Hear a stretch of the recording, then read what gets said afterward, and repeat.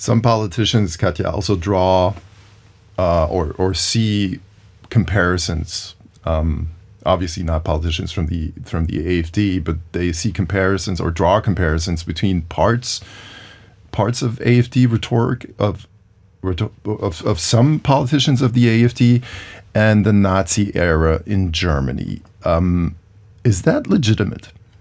I'm always a bit cautious about that because people forget how much a part violence played in the rise of the Nazi party, and whatever the AfD is right now, it hasn't got 4 million, sort of SA stormtroopers on the streets that are beating up and murdering political opponents or intimidating them. So to me, the perhaps optimistic message there is that this is a political battle that we're fighting today. Is not the street battles of the Weimar Republic, whereby the actual intimidation played a huge role. So even if Hitler hadn't been as successful as he was at the ballot box in that he got not even a majority but many people voting for him, you still had that option basically to go to a coup sort of scenario if in doubt, because he basically had more men at his hands than the state did.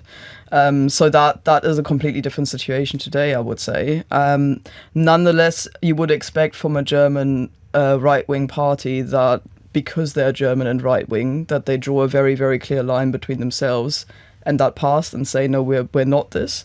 And yet you get constant, sort of incidences where individual AfD members or politicians use rhetoric that's reminiscent of that time.